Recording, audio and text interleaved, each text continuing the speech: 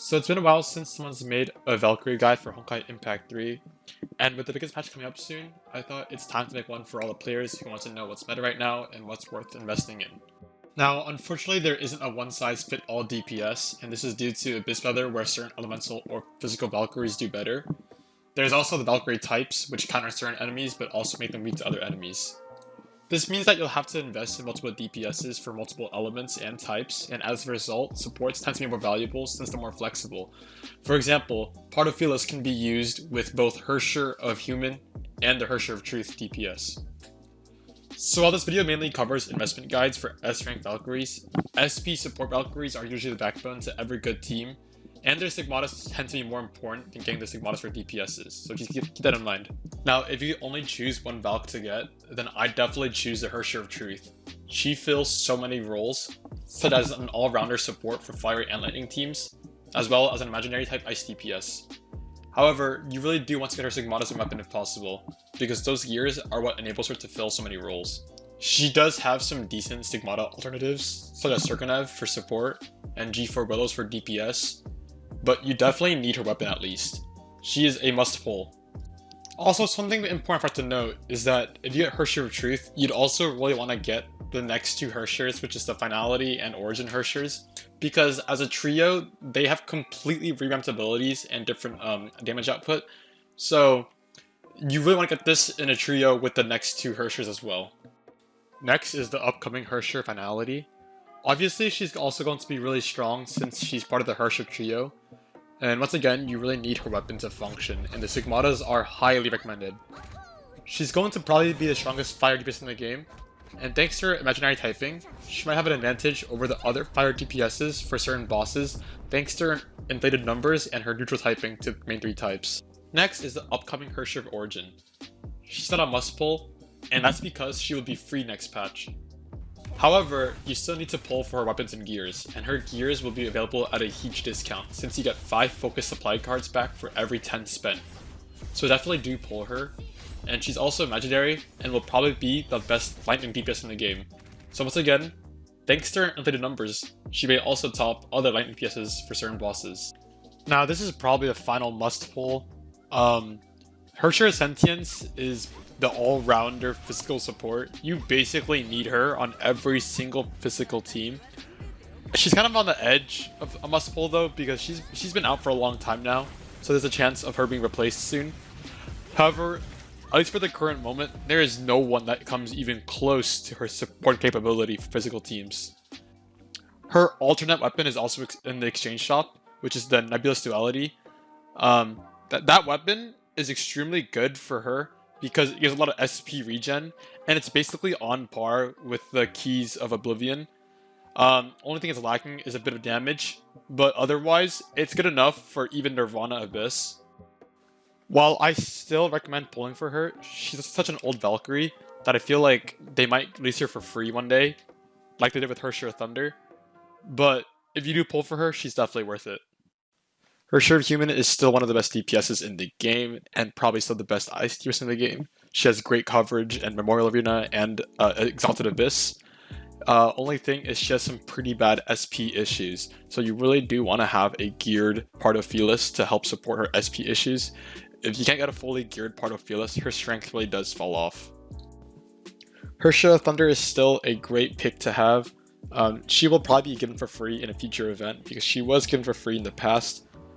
She's also really cheap to build, her Sigmatas are farmable, and all you really need is her weapon. She also has a huge boss coverage in Memorial Arena, and she can often cover Quantum bosses, as well as obviously her own bosses and some of Aponia's bosses. Herrscher of Reason is still one of the best ice DPS in the game. She is also farmable, and you can get her for free. Her Sigmatas are also farmable, and the only thing you really need to pull for is her weapon. She has decent boss coverage, but to be honest, there are substitutes for her. However, she's so cheap that it makes her worth it.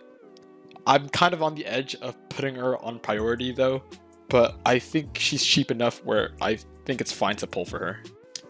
And for our final priority pick, we have Jade Knight. Unfortunately, she's free from the War Treachery. However, she is extremely dependent on her weapon.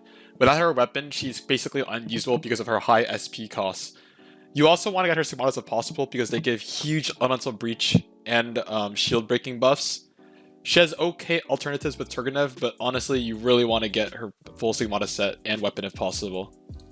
Her SS rank is also extremely strong, and thankfully because her rank ups are free, she will easily outclass a Haxor Bunny at SS even without good Stigmata. Unlike the Herrscher of Reason and Herrscher of Thunder, I don't think the Herrscher of Flamescion will be made free anytime soon. That's why she's only a good role, because unfortunately I think it'd be too expensive to build her for most new players. And there's just Herrscher of Finality already, which is a great fire DPS that will probably perform around the same as Herrscher of Flamescion on the bosses that Herrscher of Flamescion is supposed to beat.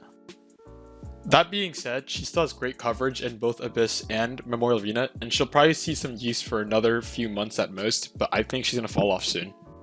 Palatinus Equinox is one of the only physical DPSs that's still viable in the current meta. Her bosses are also seen pretty often in both Memorial Arena and Abyss, so she actually gets some decent use. However, the Herrscher trio covers her imaginary bosses pretty well, and there's also a new physical DPS coming up in the next update, so I can't strongly recommend her right now because she's probably going to fall off soon. However, she's still seen pretty often, so if you're like a Dolphin and you want to cover every boss possible, then she's not a bad role by any means. She also has pretty good neutral coverage for physical bosses, but Alicia also covers them pretty well, so... Miss Pink Elf is still the best sidekick physical DPS in the game. Thankfully, her Stigmata are farmable and she is pulled for free, and you get her rank ups for free as well. But the only thing you need to pull is her weapon. She's on the edge of a priority pull, but we just haven't seen her bosses in a hot minute. However, this can easily be a worth pull for every new player, and I definitely still recommend pulling for her.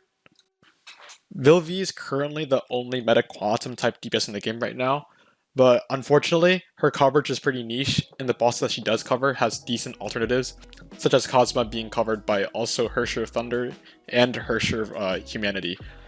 There's also a new quantum type DPS coming out next update, which is Susana, so I wouldn't necessarily recommend pulling for Vilvi, but she's not a bad role either, especially if you're a Dolphin and you want to cover every boss possible. Silverwing is still a great ice DPS, but unfortunately, her coverage is very niche, and a lot of our bosses can be covered by the other ice DPSs as well. You also want her weapon and full gear to really make her work in this current meta, and I just can't recommend pulling for her because she's too expensive to build right now, especially when there's other great alternatives like the Herrscher of Truth or Herrscher of Humanity.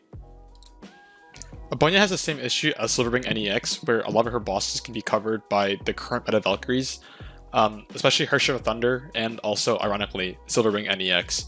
However, she still does fulfill her own niche pretty well and has a decent lead on the others on her own bosses, but she's too expensive to build, and she's going to fall off soon probably with how the meta's looking, so I cannot fully recommend her.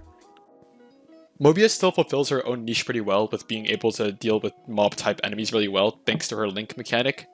However, once again, I really cannot recommend pulling her because you really want her full Stigmata set and her weapon, which is extremely expensive to build. Not to mention that you can just use Herrscher of Origin for all lightning type weathers and just not use Morbius at all. To be honest, I could not be bothered to make a graphic for every single SP Valkyrie, so instead, I made this tier list instead. So I'm going to talk about which SP Valks you should farm for and which one you shouldn't. Obviously, all SP Valks are free, so when I say farm for, I'm talking about farming or pulling for the gears, of course. So currently, I think the ones that you really need to build are Chrono Navi, Griseo, Partophilis, and Eden. Those four are used in many different teams and they're still meta. And then you can still build characters like Fischl, Corol, and Haxor Bunny, but they're significantly less used than back then. So definitely prioritize the first four. And Eden, Griseo, Pardo definitely need their weapons and Stigmatas. And Chrono Navi can get away with this using Turgenev and having her weapon. There's also Susana coming out next update, which is a quantum type SP Valk. I don't know how good she'll be, so I don't have any comments on it, but she'll probably be good as well. So yeah, that's all.